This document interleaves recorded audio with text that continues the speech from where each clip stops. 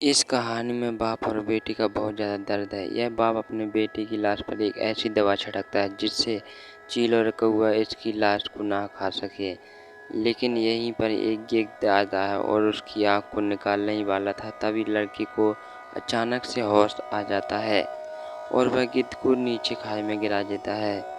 जैसे ही लड़का होश में आता है, वह जान जाता है कि मैं खाई के ऊपर हूँ और उसके कबीले वाले उसको छोड़ के चले गए क्योंकि वो उनकी नज़र में मर चुका था।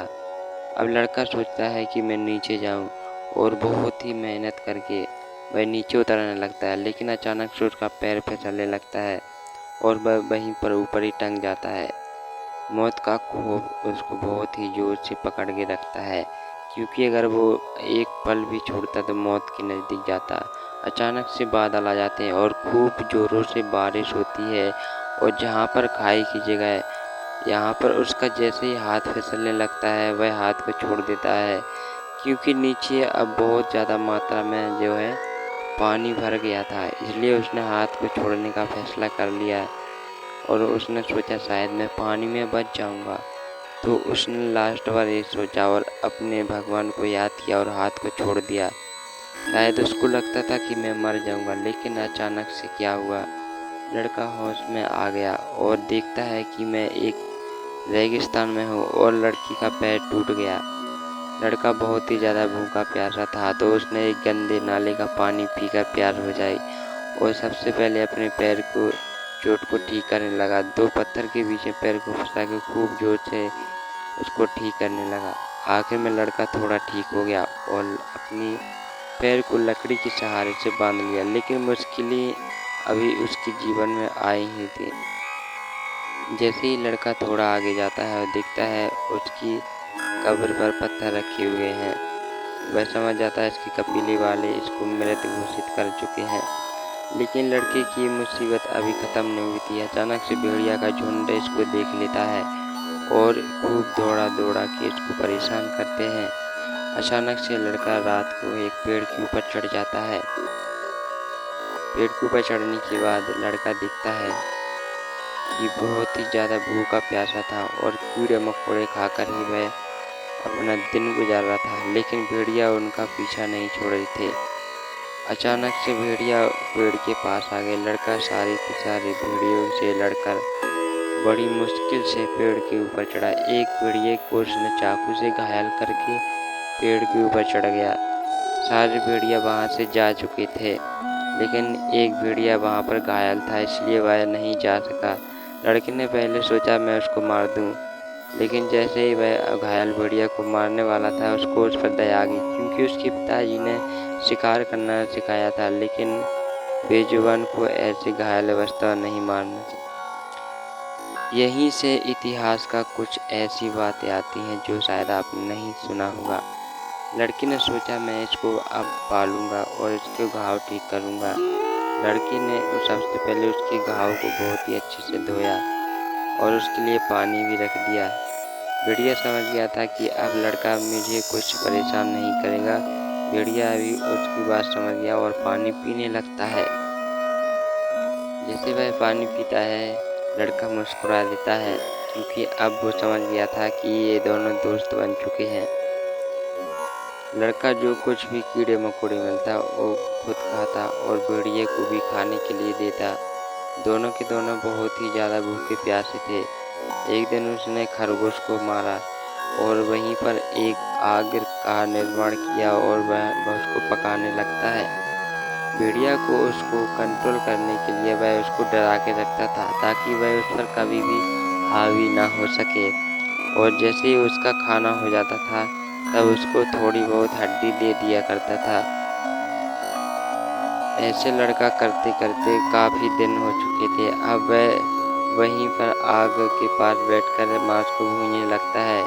भेड़िया बहुत ही आस भरी आस लगा के देखता है कि लड़का उसको कुछ खाने के लिए देगा।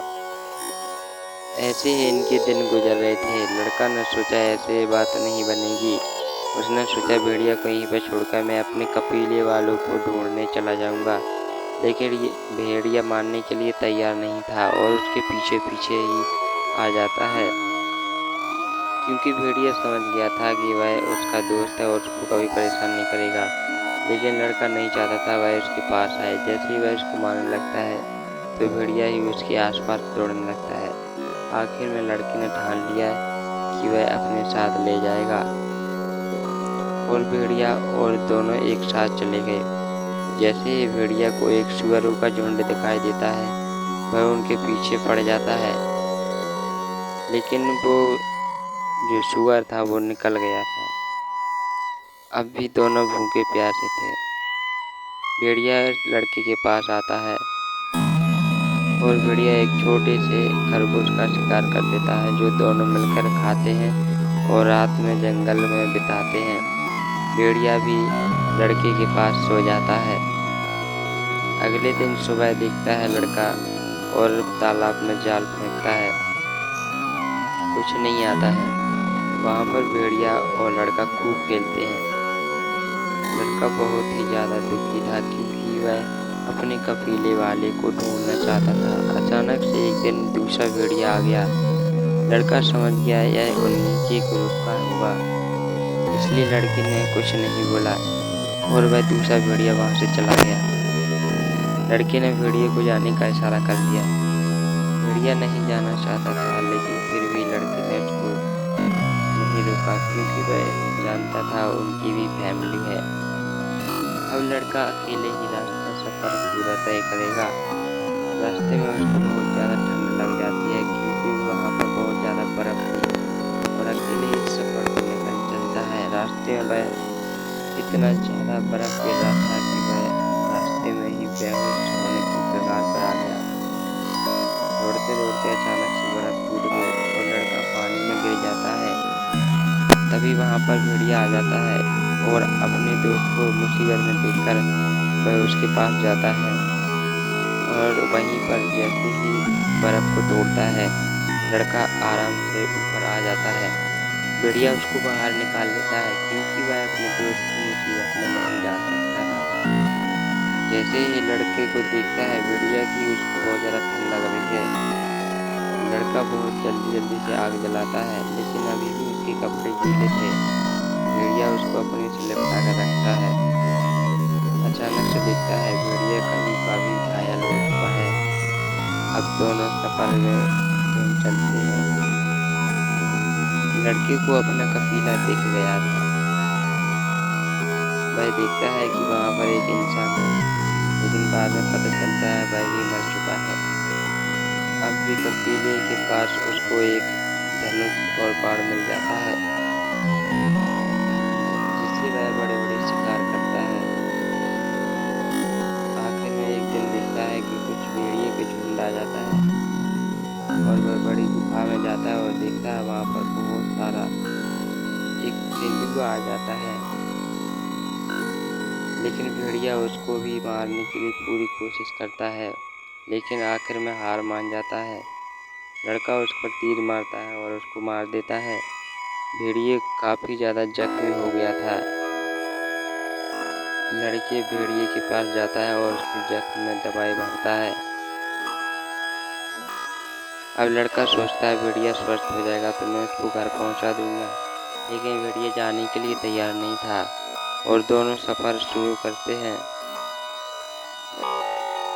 बहुत दिनों का सफर दूर करने के बाद आखिरकार उनको अपने कफीले का चिन्ह मिल जाता है और वह लड़का बहुत ही ज़्यादा खुश हो जाता है क्योंकि अब वह अपने कफीले के काफ़ी ज़्यादा नज़दीक थे। भेड़िया और लड़का आखिर में जमने लगते हैं।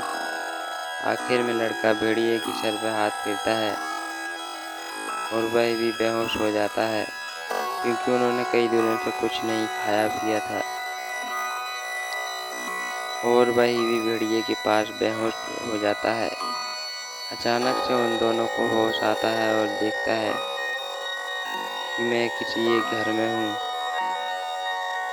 और वह अचानक से जाग जाता है क्योंकि उसको सपना आ रहा था कि वो अपने माता पिता को ढूंढना था।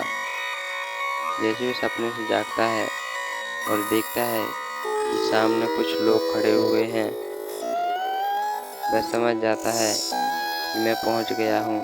और आखिर में वह भेड़िए के साथ लेकर चला जाता है और उसके माता पिता भी मिल जाते हैं और वह बोलता है भेड़िए को बचा लो। उसके माता पिता भेड़िए को और लड़के को बचा लेते हैं।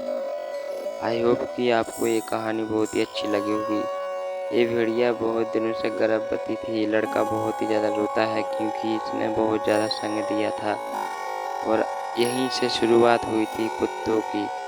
जब से इस लड़की ने एक भेड़िया पाला उसी दिन से लोग कुत्ते पालने लगते हैं। और यही है इतिहास कुत्तों का। पहला कुत्ता कैसे बना।